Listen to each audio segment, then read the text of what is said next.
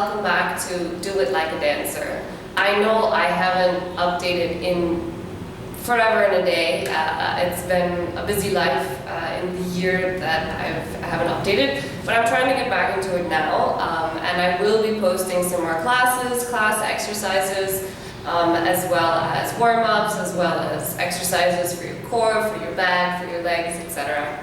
But today, before I kind of get into more of the technique, today I want to talk a little bit about improvisation. Now, this is something that for a dancer is your bread and butter, and learning how to improvise is something that can really help you, in life, generally, to be able to think on your feet, but also it really helps you find a diverse training method that you can also use for exercise, and it can be really fun, it's creative, it helps you think, and all of those things. So the basic principle behind improvisation is that you make it up as you go along. Now, for somebody who doesn't have movement training, or for somebody who's not used to this kind of like wide open field is really like terrifying. It's confusing, you don't know what to do, you get stuck a lot, you think this looks dumb. But actually sometimes when you put limits on creativity, it's easier to create, as strange as that sounds. So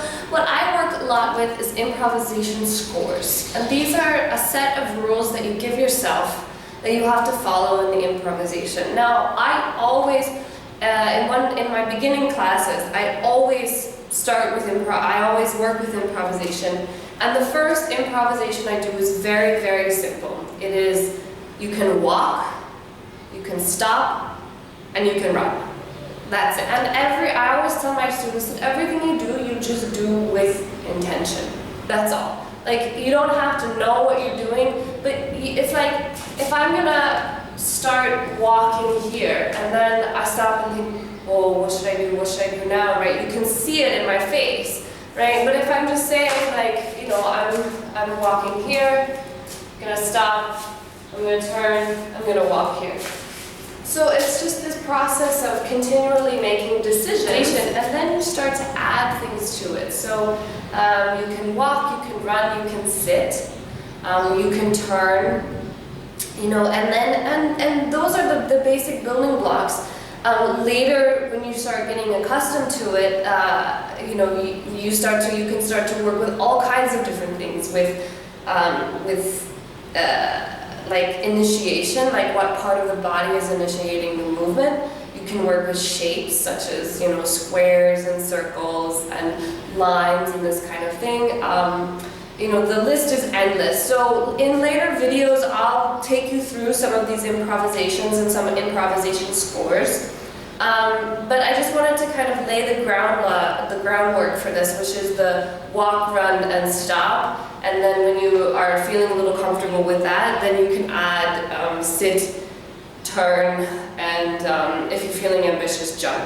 But you don't have to. So I kind of want to show you after this. This is a video that I made, and it was an improvisation exercise for myself. And the score that I gave myself was all like small, jerky movements. I have the training, like I don't worry about thinking of movements. I'm just moving. So this video, is definitely not where you're starting with improvisation, but I want to show it to you so you can see that none of this is choreographed. I'm just playing with the music, I'm playing with the movement concepts, and this is what happened.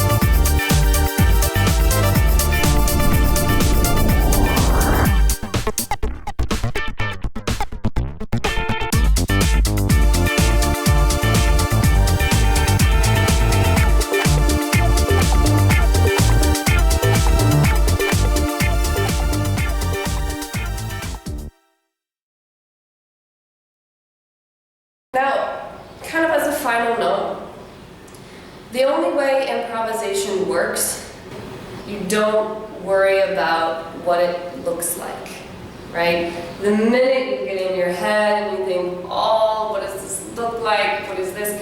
It's not a performance. Forget about it, right? You're just learning how to move on the spot, that's all. That's all. So get it out of your head as to what it looks like, and just move. Just take the next decision, the next decision, the next decision. Not the whole thing, just the next one. So let me know how it goes with your first improvisation score, and be sure to like and comment on this video. Subscribe to the channel if you feel like it, and definitely there will be some more exercise technique-based videos on the way in weeks to come. I will try to update a little more regularly, you know, every 2, 3, 4 weeks-ish. So stay tuned for that, and thanks for watching.